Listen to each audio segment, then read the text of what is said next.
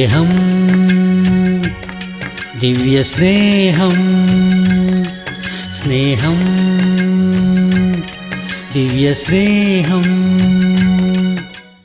യെഹെസ്കേലിന്റെ പുസ്തകം 37-ാമത്തെ അധ്യായം 1 മുതലുള്ള വചനങ്ങൾ വായിക്കുകയാണ്. ബൈബിളുള്ള ആളുകൾ തുറന്നു വായിക്കുക, അല്ലാത്തവർ ശ്രദ്ധിക്കുക. യഹോവയുടെ കൈ എൻ്റെ മേൽ വന്നു, യഹോവയുടെ ആത്മാവിൽ എന്നെ പുറപ്പെടുവിച്ച് താഴ്വരയുടെ നടുവിൽ നിർത്തി. അത് അസ്ഥികൾ കൊണ്ട് നിറഞ്ഞിരുന്നു. അവൻ എന്നെ അവയുടെ ഇടയിൽ കൂടി ചുറ്റി ചുറ്റി നടക്കുമാറാക്കി. അവ താഴ്വരയുടെ പരപ്പിൽ ഏറ്റവും അധികമായിരുന്നു, അവ ഏറ്റവും ഉണങ്ങിയുമിരുന്നു. അവൻ എന്നോട്, മനുഷ്യപുത്ര, ഈ അസ്ഥികൾ ജീവിക്കുമോ എന്ന് ചോദിച്ചു. ഇത് ജീവിക്കുമോ എന്ന് അവൻ എന്നോട് ചോദിച്ചപ്പോൾ യെഹെസ്കേൽ എന്ന പ്രവാചകനെ നമുക്കിവിടെ കാണാം. യഹോവയുടെ ആത്മാവ് അവന്റെ മേലിൽ വന്നിട്ട് അവനെ കൂട്ടിക്കൊണ്ടുപോയി അസ്ഥികളാൽ നിറയപ്പെട്ടതായിട്ടുള്ള ഒരു താഴ്വരയിൽ കൊണ്ട് നിർത്തുകയാണ്. എന്നെപ്പോലെയുള്ളതായ ദൈവദാസന്മാർ ഇന്ന് ഏതെങ്കിലും ഒരു പ്രദേശത്തേക്ക് പോകണമെന്നുണ്ടെങ്കിൽ ടിക്കറ്റുകൾ ബുക്ക് ചെയ്യേണ്ടതുണ്ട്, യാത്രയുടെ ക്രമീകരണങ്ങൾ ചെയ്യേണ്ടതുണ്ട്, അവിടെ ചെന്ന് താമസിക്കുവാനുള്ള ഇടം കണ്ടുപിടിക്കണം. എല്ലാ കാര്യങ്ങളും, എവിടെ സുഖമായി താമസിക്കാൻ കഴിയും, എവിടെയാണ് ആളുകൾ വരുന്നത്, എവിടെയാണ് ഭക്ഷണം കിട്ടുന്നത്, എവിടെ സുഖമായിട്ടിരിക്കാൻ കഴിയും, അങ്ങനെയുള്ള സ്ഥലത്ത് പോകാനാണ് ദേവദാസന്മാർ ആഗ്രഹിക്കുന്നത്. അതുകൊണ്ടാണ് ചിലർ അമേരിക്കയിൽ പോകാൻ ഇഷ്ടപ്പെടുന്നത്. എവിടേക്ക് പോകാനാണ്? സിറ്റികളിൽ, വലിയ വലിയ പട്ടണങ്ങളിൽ പോകുവാൻ ആഗ്രഹിക്കുന്നു. എന്നാൽ ദൈവത്തിൻ്റെ ഹിതം നാം അറിയണം. ദൈവത്തിൻ്റെ കൃപയാൽ ഞാൻ രക്ഷിക്കപ്പെട്ട അന്നു മുതൽ ഇന്നുവരെ ഞാൻ പഠിച്ച പാഠം എന്താണെന്ന് വെച്ചാൽ, ദൈവത്തിൻ്റെ ഹിതം കൂടാതെ ഞാൻ ഒന്നും ആരംഭിക്കുകയില്ല, എവിടെയും പോവുകയില്ല, ഒന്നും ചെയ്യില്ല. ചില നാളുകളും ചില മാസങ്ങളും ചില വർഷങ്ങളും അതിനുശേഷമാണ് ദൈവം ഇന്ന പ്രദേശത്തേക്ക് പോകൂ എന്ന് പറയുമ്പോൾ, ഇന്ന ഇടത്തേക്ക് പോവുക, ഇന്ന പ്രദേശത്തേക്ക് പോകുക, ഇന്ന മീറ്റിംഗ് സംഘടിപ്പിക്കുക, ഇന്ന ഉണർവ് മീറ്റിംഗ് സംഘടിപ്പിക്കുക, ഈ ടെലിവിഷൻ പ്രോഗ്രാമുകൾ ആരംഭിക്കുക, ഈ റേഡിയോ പ്രോഗ്രാമുകൾ ആരംഭിക്കുക, ഈ പരസ്യയോഗം ആരംഭിക്കുക എന്ന് കർത്താവ് പറയുമ്പോൾ ചെയ്യുന്നത് കൊണ്ട് ആരംഭിച്ചതായ എല്ലാ ശുശ്രൂഷകളും മുൻപോട്ട് തന്നെ പോകുന്നു.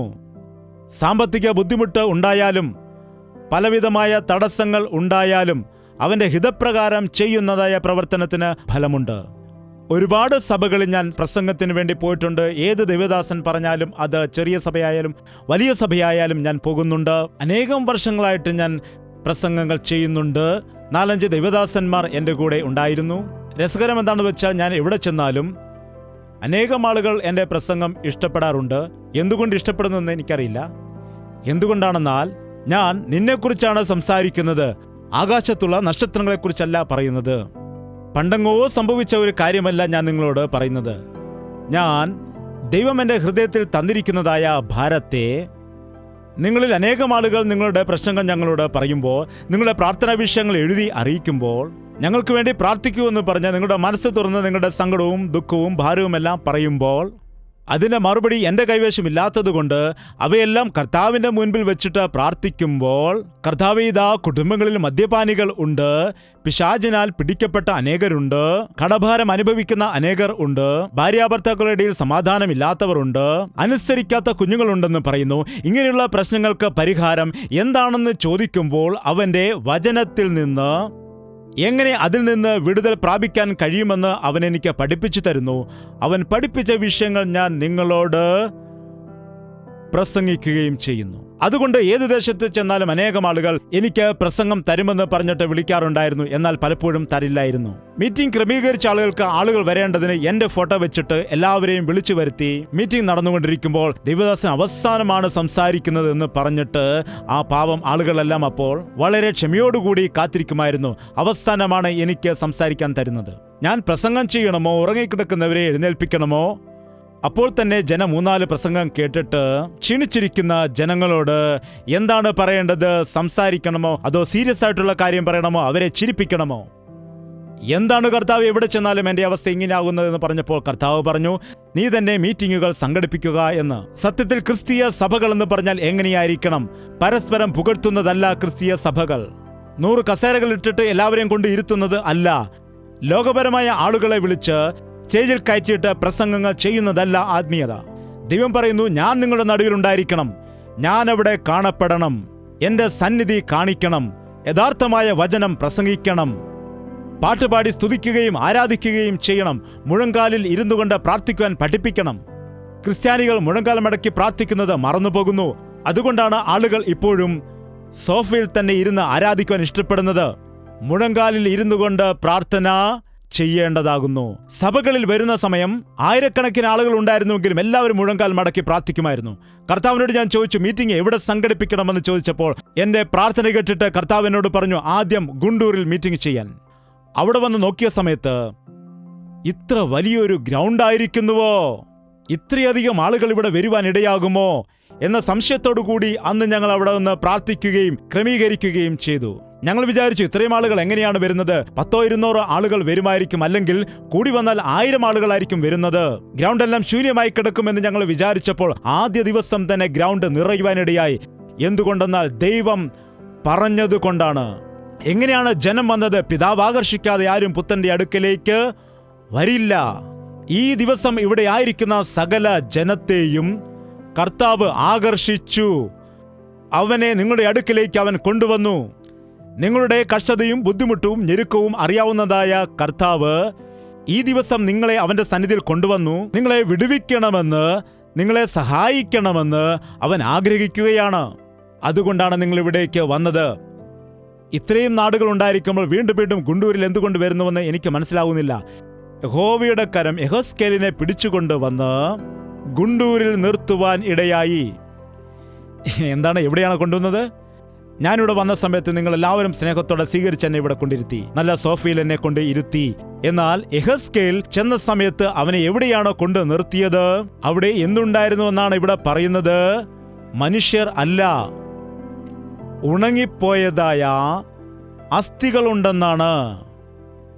നോക്കൂ, ഉണങ്ങിപ്പോയതായ അസ്ഥികളുണ്ടെന്ന്. ഇന്നലെയും മിനിഞ്ഞാന്നും മരിച്ചതായ ആളുകളാണെങ്കിൽ ദുർഗന്ധം വരുവാനിടയാകും. 3-ാം ദിവസം മുതൽ തന്നെ ശവത്തിൽ നിന്ന് ദുർഗന്ധം വരും. അതുകൊണ്ടാണ് പെട്ടിൽ വെച്ച ഉടൻ തന്നെ ആണിയടിക്കുന്നത്. എന്താണ്, ഇനിയും 10-15 ദിവസം കഴിഞ്ഞ് നോക്കിയാണെങ്കിൽ ശരീരം മുഴുവൻ അഴുകിപ്പോയി തുടങ്ങും. എന്നാൽ 1 മാസം 2 മാസം കഴിഞ്ഞ് നോക്കിയാൽ എല്ലിൻ കൂടായി തീരാൻ ഇടയാകും. എന്നാൽ ആ എല്ലിൻ കൂടും ഉണങ്ങിപ്പോയിരിക്കുന്നു എന്ന് പറയുമ്പോൾ, അതിലുള്ള ഓരോ അസ്ഥിയും ഉണങ്ങിപ്പോയി എന്ന് പറയുമ്പോൾ എന്ന് ഉള്ളതാണത്? കുറെ വർഷങ്ങൾക്ക് മുൻപുള്ളതാണ്. ആ ഉണങ്ങിയ അസ്ഥിയുടെ താഴ്വരയിൽ കൊണ്ട് നിർത്തിയിട്ട് കർത്താവ് പ്രവാചകനോട് ചോദിച്ചു, ഈ ഉണങ്ങിപ്പോയിരിക്കുന്ന അസ്ഥികൾ ഇനി ജീവിക്കുമോ? ജീവിക്കുമോ? ഞാൻ ചെറുപ്പം മുതലേ ബീഡി വലിക്കുന്നതാണ്, ഇപ്പോൾ അത് മാറ്റാൻ കഴിയുമോ? ഞാൻ മദ്യം കുടിച്ച് അതില്ല എങ്കിൽ ജീവിക്കുവാൻ കഴിയാത്ത ഒരു അവസ്ഥയിൽ എത്തിച്ചേർന്നിരിക്കുന്നു. 30 വർഷമായി 40 വർഷമായി ഞാൻ മദ്യം കുടിക്കുന്നുണ്ട്, ഇപ്പോൾ എനിക്ക് മാറ്റുവാൻ കഴിയുമോ? എന്താണ്, ഈ രോഗം എനിക്ക് പണ്ട് മുതൽ തന്നെ ഉള്ളതാണ്, ഈ ക്ഷയരോഗം. ഇപ്പോൾ എനിക്കത് സൗഖ്യം ലഭിക്കുമോ? എൻ്റെ ജീവിതത്തിൽ വലിയൊരു കടഭാരമുണ്ട്. എൻ്റെ വരുമാനത്തിന്റെ 100 ഇരട്ടിയാകുന്നു. ഇപ്പോൾ ആ കടം മാറാനിടയാകുമോ? എനിക്ക് മക്കൾ ഇല്ലാതെ ഇരുന്നിട്ട് 10-15 വർഷമായിരിക്കുന്നു. ഇനിയും എനിക്ക് കുഞ്ഞുങ്ങൾ ഉണ്ടാകുമോ? എല്ലാം ക്വസ്റ്റ്യൻ മാർക്കാണല്ലോ. നമുക്ക് എല്ലാം ക്വസ്റ്റ്യൻ മാർക്കുകളാണ്. ഓർക്കുക, ക്വസ്റ്റ്യൻ മാർക്ക് എപ്പോഴും സാത്താൻ്റെതാണ്. പിശാചി ഏദൻ തോട്ടത്തിൽ ഹവ്വയുടെ അരികിൽ വന്നിട്ട് എന്താണ് ചോദിച്ചത്? ടൈ ടൈ, ഇത് സത്യമാണോ? ക്വസ്റ്റ്യൻ അല്ലേ അത്? ഇത് ക്വസ്റ്റ്യൻ അല്ലേ? ഇത് സത്യമാണോ? ഇത് ആരെക്കുറിച്ചായിരുന്നു ക്വസ്റ്റ്യൻ ചെയ്യുവാനിടയായത്? ദൈവത്തിൽ സംശയം വെക്കാനിടയായി. നിങ്ങൾ ആരെ വേണമെങ്കിലും സംശയിക്കൂ, എന്നാൽ ദൈവത്തെ മാത്രം സംശയിക്കരുത്. ഏതു വിഷയത്തിലും നിങ്ങൾ സംശയിച്ചാലും ദൈവത്തിന്റെ വിഷയത്തിൽ മാത്രം സംശയിക്കരുത്. ഈ ഉണങ്ങിപ്പോയ അസ്ഥികൾ ജീവിക്കുമോ എന്ന് നമ്മെപ്പോലെയുള്ളവരോട് ചോദിച്ചാൽ, എങ്ങനെയാണ് കർത്താവെ ജീവിക്കുന്നത്? ഇത് ഉണങ്ങി വരണ്ടിരിക്കുകയാണ്, ഇനി എങ്ങനെയാണ് ഇത് ജീവിക്കുന്നത്? മരിച്ചിട്ട് 4 ദിവസം ആയ ലാസറിനെ നീ ഉയർപ്പിച്ചു, എന്നാൽ 100 വർഷങ്ങളായി 200 വർഷങ്ങളായി ഉണങ്ങിപ്പോയിരിക്കുന്ന ഈ അസ്ഥികളെ ആർക്ക് എഴുന്നേൽപ്പിക്കുവാൻ കഴിയും? കഴിയുകയില്ല. എന്നാൽ യെഹെസ്കേൽ എന്താണ് പറഞ്ഞത്? ദൈവമേ, അത് നിനക്കേ അറിയുകയുള്ളൂ. നമുക്ക് പല കാര്യങ്ങളും അറിയില്ല, എന്നാൽ ദൈവത്തിന് സകല വിഷയങ്ങളും അറിയാം. നമുക്ക് പലതും അസാധ്യമാണ്, എന്നാൽ അവന് സകലതും ബാക്കി പറയുക, അവന് സകലതും സാധ്യമാണ്. യഥാർത്ഥമായ സംഭവങ്ങളാണിത്, കെട്ടുകഥകൾ അല്ല. കർത്താവേ നീ അറിയുന്നു. എൻ്റെ അടുക്കൽ വന്ന ഓരോരുത്തർ സങ്കടങ്ങൾ പറയുമ്പോൾ അയ്യോ എത്രമാത്രം ദുഃഖങ്ങളാണ്, പിന്നെ എന്തൊക്കെ ചെയ്താലും അവരുടെ ജീവിതത്തിൽ വിടുതൽ സംഭവിക്കാനുള്ള ചാൻസേ ഇല്ലെന്ന് തോന്നും. എന്ത് ചെയ്യണമെന്ന് എനിക്ക് അറിയില്ല, എങ്ങനെ പ്രാർത്ഥിക്കണമെന്ന് എനിക്കറിയില്ല. ഇപ്പോൾ ഞാൻ ഒരു പുതിയ രീതിയിൽ പ്രാർത്ഥിക്കാൻ പഠിച്ചിരിക്കുന്നു. കർത്താവേ എന്തു ചെയ്യുമെന്നോ, എങ്ങനെ ചെയ്യുമെന്നോ, എപ്പോൾ ചെയ്യുമെന്നോ എനിക്കറിയില്ല, എന്നാൽ നിന്റെ മക്കളുമേ നീ ഒരു അത്ഭുതത്തെ ചെയ്യണമേ. എന്തു ചെയ്യണമെന്ന് എനിക്ക് അറിയില്ല, എങ്ങനെ ചെയ്യണമെന്ന് അറിയില്ല, എപ്പോൾ ചെയ്യണമെന്ന് അറിയില്ല, എന്നാൽ നീ അത്ഭുതത്തെ ചെയ്യണം. മനുഷ്യന് അതീതമായിട്ടുള്ള ശക്തിയുള്ളവനാണ് നമ്മുടെ ദൈവം. മനുഷ്യന് അസാധ്യമാണ്, എന്നാൽ ദൈവത്തിന് സകലതും സാധ്യമാണ്. കർത്താവെ നീ അറിയുന്നുവെന്ന് പറഞ്ഞപ്പോൾ ദൈവം പറഞ്ഞു, നോക്കൂ, നമുക്ക് വിശ്വാസമില്ലെങ്കിൽ ദൈവത്തിൽ നിന്ന് നമുക്കൊന്നും തന്നെ പ്രാപിക്കുവാൻ കഴിയുകയില്ല. ദൈവവചനം പറയുന്നു, വിശ്വസിക്കുന്നവന് സകലതും സാധ്യമാണ്. ദൈവത്തിന്റെ അടുക്കൽ വരുന്നവൻ ദൈവം ഉണ്ടെന്ന് വിശ്വസിക്കാനിടയാകണം. അപ്പോൾ അത്ഭുതം കാണുവാൻ കഴിയും. ദൈവമുണ്ടെങ്കിൽ വെളിപ്പെടട്ടെ, ദൈവമുണ്ടെങ്കിൽ അത് മാറ്റട്ടെ എന്ന് ചിലർ വെല്ലുവിളികൾ നടത്തുന്നത് നാം പലപ്പോഴും കണ്ടിട്ടുള്ളതാണ്. ശ്രദ്ധിക്കുക, അങ്ങനെ ദൈവത്തിൽ വിശ്വസിക്കാത്തതായ ആളുകൾക്ക് അവനെ കാണുവാൻ കഴിയില്ല. നുറുക്കുന്ന ഒരു ഹൃദയം ഇല്ലാതെ, ഹൃദയശുദ്ധി ഇല്ലാത്തവരായി, ഹൃദയശുദ്ധി ഉള്ളവർ ഭാഗ്യവാന്മാർ, അവർ ദൈവത്തെ കാണുവാനിടയാകും.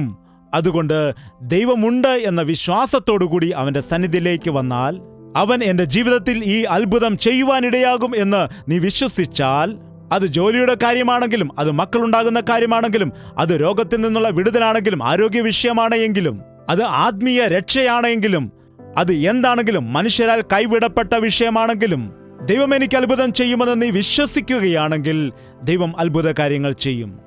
എപ്പോഴാണോ അത് നീ അറിയുന്നു എന്ന് പറഞ്ഞപ്പോൾ കർത്താവ് പറഞ്ഞു, 4-ാമത്തെ വാക്യം, അവൻ എന്നോട് കൽപ്പിച്ചത്, നീ ഈ അസ്ഥികളെക്കുറിച്ച് പ്രവചിച്ച് അവയോട് പറയേണ്ടത്, ഉണങ്ങിയ അസ്ഥികളെ യഹോവയുടെ വചനം കേൾപ്പീൻ.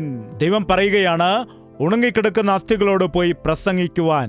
ഉണങ്ങിപ്പോയ അസ്ഥികളോട് പ്രസംഗിക്കുന്ന കാര്യം നിങ്ങൾ ഇതുവരെ കേട്ടിട്ടുണ്ടോ? ഞാൻ കലരുടെ അടുക്കലേക്ക് ചെന്നിട്ട്, ഉണങ്ങിപ്പോയ അസ്ഥികളെ നിങ്ങൾ യഹോവയുടെ വചനം കേൾപ്പീൻ എന്ന് പ്രസംഗിച്ചാൽ കാണുന്നവർ എന്ത് വിചാരിക്കും? ഭ്രാന്തനാണെന്ന് വിചാരിക്കും, പിശാച് ബാധിച്ചെന്ന് വിചാരിക്കും. എന്താണ്? എന്നാൽ അവന്റെ വചനം നമ്മെ ജീവിപ്പിക്കുവാൻ ഇടയാകും. അവന്റെ വചനം ഇരുവായ്ത്തലയുള്ള വാളിനേക്കാൾ മൂർച്ചയുള്ളതാണെന്ന് പറയുന്നു. പാറയെ തകർക്കുന്ന ചുറ്റികയാണത്. അവന്റെ വചനം ദഹിപ്പിക്കുന്നതായ അഗ്നിയാണ്. അവന്റെ വചനം നമ്മെ തണുപ്പിക്കുന്ന മഞ്ഞുപോലെയാണ്. നമുക്ക് ബലം നൽകുന്ന ആഹാരമാണത്. നമുക്ക് വിവേകം നൽകുന്ന ജ്ഞാനമാണത്. അവന്റെ വചനം ഉള്ളിടത്ത് പ്രകാശം ഉണ്ടാകുന്നു.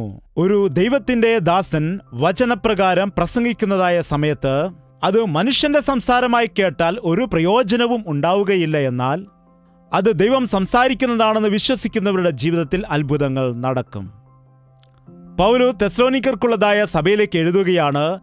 തെസ്സലോനിക്കർക്ക് എഴുതിയതായ 1-ാമത്തെ ലേഖനം 2-ാം അധ്യായം 13-ാം വാക്യം, ഞങ്ങൾ പ്രസംഗിച്ച ദൈവവചനം നിങ്ങൾ കേട്ടു, മനുഷ്യന്റെ വചനമായിട്ടല്ല, സാക്ഷാൽ ആകുന്നതുപോലെ ദൈവവചനമായിട്ടു തന്നെ, അത് യഥാർത്ഥത്തിൽ ആയിരിക്കുന്നത് പോലെ ദൈവത്തിന്റെ വചനമായിട്ട് തന്നെ കൈക്കൊണ്ടതിനാൽ ഞങ്ങൾ ദൈവത്തെ ഇടവിടാതെ സ്തുതിക്കുന്നു. വിശ്വസിക്കുന്ന നിങ്ങളിൽ അത് വ്യാപരിച്ചുകൊണ്ടിരിക്കുന്നു. ഞങ്ങൾ വചനം പ്രസംഗിച്ചപ്പോൾ അത് മനുഷ്യന്റെ വാക്കുകളെന്ന് വിശ്വസിക്കാതെ അത് ദൈവത്തിന്റെ വാക്കുകളാണെന്ന് നിങ്ങൾ വിശ്വസിച്ചത് കാരണമായി അതു നിങ്ങളുടെ ജീവിതത്തിൽ വ്യാപരിച്ചു കൊണ്ടേയിരിക്കുന്നു.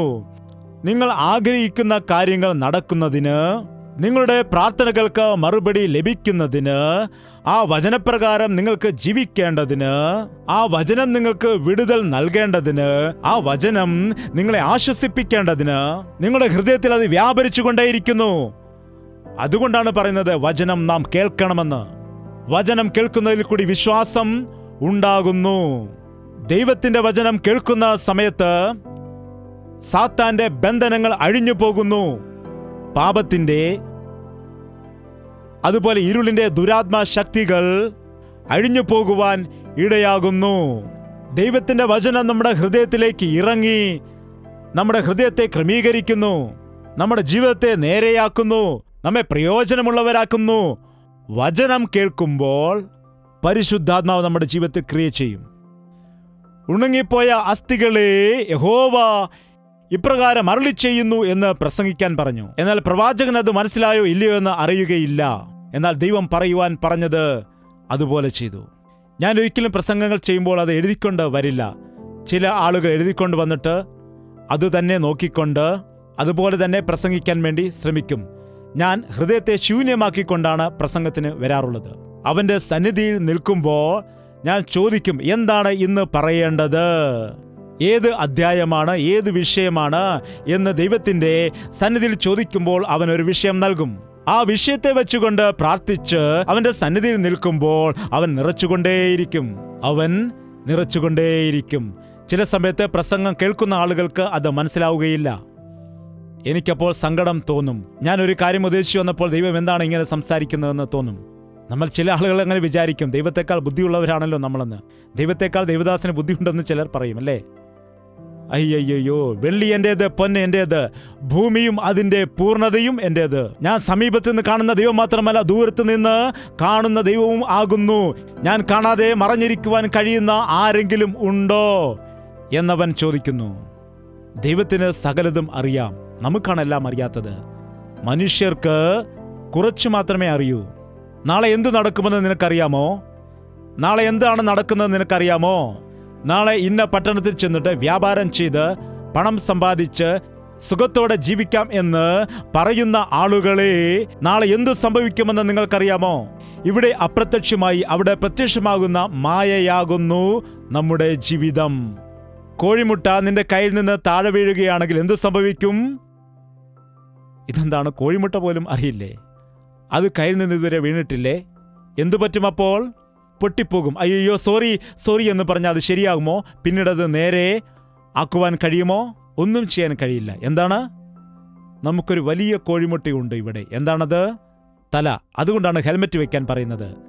നമ്മുടെ തലയ്ക്ക് ഒരു അടി ഏൽക്കുകയാണെങ്കിൽ, തലയിൽ കൂടി ലോറിയുടെ ഒരു റബ്ബർ ടയർ കയറുകയാണെങ്കിൽ, MA വരെ പഠിച്ചവൻ്റെ തലയാണെങ്കിലും MLA ആയ വ്യക്തിയുടെ തലയാണെങ്കിലും ലോകത്തിലെ രാജാവിൻ്റെ തലയാണെങ്കിലും എത്ര വലിയ അധികാരിയുടേതാണെങ്കിലും എത്ര വലിയ ധനവാന്റേതാണെങ്കിലും ഒരുപക്ഷെ എത്ര വലിയ ദൈവദാസന്റേതാണെങ്കിലും ആ തലയുടെ മുകളിലേക്ക് റബ്ബർ ടയർ കയറുകയാണെങ്കിൽ എന്ത് സംഭവിക്കും?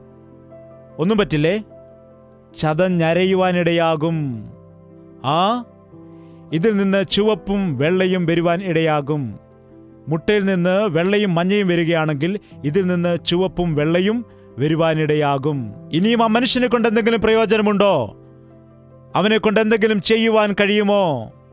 കോഴിമുട്ട പൊട്ടിയാൽ ഏറ്റവും കുറഞ്ഞ ഓംലെറ്റ് എങ്കിലും ഉണ്ടാക്കുവാൻ കഴിയും. എന്നാൽ നിന്റെ തല പൊട്ടിപ്പോയാൽ പിന്നെ നിന്നെ അടക്കേണ്ടതിന് വേണ്ടി ചിലവ് ഉണ്ടാക്കേണ്ടി വരും. എന്താണ്? ഇത്ര ചെറിയ ജീവിതത്തിന് എത്ര വലിയ ആഡംബരങ്ങളാണ് കാണിക്കുന്നത്. നിന്റെ ജീവിതം നിന്റെ കൈകളിൽ അല്ല. നിന്റെ ശ്വാസം ദൈവം തന്നതായ ആ ആയുസ്സിനെ ആർക്കും നീട്ടുവാൻ കഴിയില്ല. എലിസബത്ത് രാജ്ഞി പ്രപഞ്ചത്തെ ജയിച്ചിട്ട് ഇനിയും ഏത് രാജ്യമുണ്ടെന്ന് ചോദിക്കാനിടയായി. മരണക്കിടക്കയിലായിരിക്കുകയാണ്. രാജവൈദ്യന്മാരെല്ലാം വന്ന് ചികിത്സിച്ചിട്ട് പറയുകയാണ്, അമ്മ രാജ്ഞി, നിങ്ങൾ മരിക്കാൻ പോവുകയാണ്. നിങ്ങൾക്ക് എന്തെങ്കിലും അവസാന ആഗ്രഹമുണ്ടെങ്കിൽ പറയൂ, എന്തെങ്കിലും ആശകൾ ബാക്കിയുണ്ടെങ്കിൽ പറയൂ, നിവർത്തിക്കാമെന്ന് പറഞ്ഞു. അപ്പോൾ രാജ്ഞി പറയുകയാണ്, നിങ്ങളെ നമസ്കരിക്കുകയാണ്. എനിക്ക് കുറച്ച് ആയുസ് നീട്ടിത്തരാമോ? എനിക്ക് ആയുസ് നീട്ടിത്തന്നാൽ $1,000,000 കണക്കിന് നൽകാമെന്ന് പറഞ്ഞു. എന്ന് പറഞ്ഞിട്ട് അവസാന നിമിഷവും കരഞ്ഞുകൊണ്ട് മരിക്കുവാൻ ഇടയായി. ഡോളർ കൊടുത്തോ രൂപ കൊടുത്തോ ആയുസ് വാങ്ങുവാൻ കഴിയുമോ? ഡോക്ടറാണോ നൽകുന്നത്, അതോ ദൈവമാണോ അത് നൽകുന്നത്? ദൈവം നൽകിയ ജീവിതം നിനക്ക് ഇഷ്ടമുള്ളതുപോലെ നീ ഉപയോഗിക്കരുത്. ദൈവം നൽകിയ ജീവിതം അവന്റെ കയ്യിൽ നീ ഏൽപ്പിച്ചു കൊടുക്കണം. മണ്ണായ ശരീരം മണ്ണിലേക്ക് തന്നെ തിരികെ ചേരുന്നു. ദൈവത്തിൽ നിന്ന് വന്നതായ ആത്മാവ് ദൈവത്തെങ്കിലേക്ക് തന്നെ മടങ്ങിപ്പോകുന്നു. നാം ശരീരത്തിൽ ഇരിക്കുമ്പോൾ ചെയ്ത സകലത്തിനും, അത് നല്ലതാണെങ്കിലും തീയതാണെങ്കിലും ശരി, എല്ലാത്തിനും നമുക്ക് കണക്ക് ബോധിപ്പിക്കേണ്ടി വരും. എഴുന്നേറ്റ് നിൽക്കാം. പ്രാർത്ഥിക്കുന്ന സമയത്ത് നിങ്ങളുടെ ഹൃദയം തുറന്ന് പറയുക, കർത്താവേ എന്നെ സഹായിക്കണമേ, കർത്താവേ എന്നെ ബലപ്പെടുത്തണമേ, കർത്താവേ എന്നെ സഹായിക്കണമേ, എനിക്ക് നല്ലൊരു ജോലി നൽകണമേ, എനിക്ക് കുഞ്ഞുങ്ങളെ നൽകണമേ, കർത്താവേ എൻ്റെ ദുഃഖങ്ങൾ മാറ്റണമേ, എൻ്റെ ശരീരത്തിൽ അസ്ഥികൾ ദ്രവിക്കുകയാണ്, എനിക്ക് സൗഖ്യം നൽകണമേ കർത്താവേ. അവനോട് ചോദിക്കുക, ചോദിക്കുക, ചോദിക്കുക, ചോദിക്കുക. നിങ്ങൾ മനുഷ്യരിൽ ആശ്രയിക്കരുത്, എന്നിൽ ആശ്രയിക്കൂ, ഞാൻ നൽകാം.